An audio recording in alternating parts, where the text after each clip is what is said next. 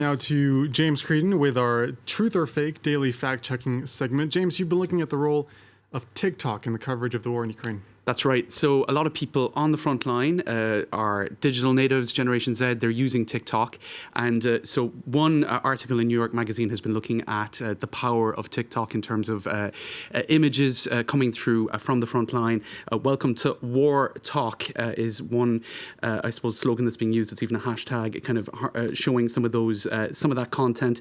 So it talks here about how, you know, if you look at a lot of these people posting videos from the front line, if you go back a few months ago, it was just regular sort of content that they would be posting for their friends. And now, all of a sudden, they're dealing with conflict, they're dealing with war, and you have images such as that going through from one soldier further down.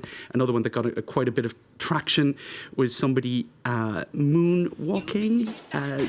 Michael Jackson's Smooth Criminal playing loudly as he sort of made this very typical TikTok display, but in military fatigues and in front of the burnt out carcass of a tank or something like that. So you've had lots of content like that going up online. Some have even dubbed it, as I said, war talk.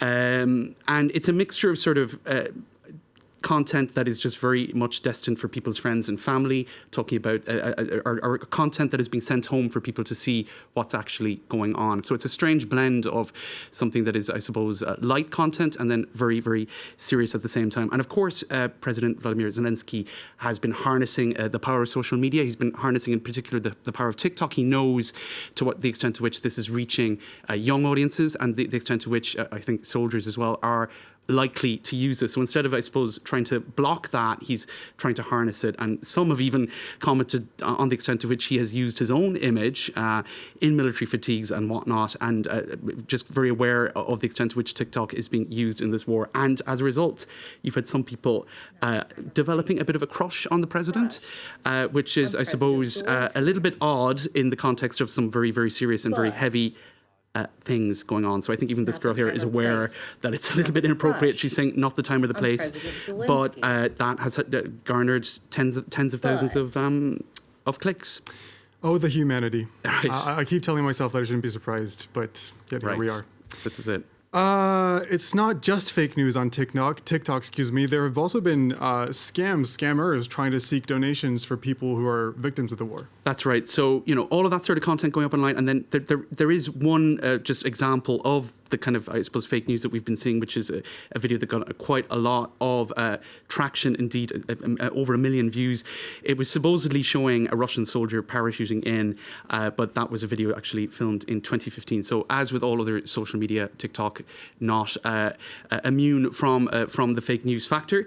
And this, our observers team as well have been looking at another very serious factor. You just mentioned it there, the scams on TikTok. Now this claims to show a scene where people are in a bunker or in some sort of a situation where they're dealing with the horrors of war. And we've seen a lot of videos like that going up online, kind of grainy footage showing sort of worrying sound effects in the background, which will tug on the heartstrings of people who are worried about what's going on in Ukraine and the extent to which people are facing horrors. And so not alone do you have people, I suppose, sharing that kind of content for sympathy, but also seeking donations, and the vast majority of those sort of videos with that opportunity for sending money through their scams. So that's just something to be aware of on TikTok. There's a degree of fake news and a degree of people using I suppose the emotional quality of what's going on. I mean, you look at the videos like that, it's easy to be sucked into that emotion and just, you know, listen to your gut. And exactly, and especially when it's being mixed through with people sending through very real and authentic content, however light or serious it might be, from the front lines of the war. Absolutely. James Creedon with Truth or Fake, Kate Moody with The Business. Thanks again to both of you. And we'll have much more coverage of the war in Ukraine coming up right after the break.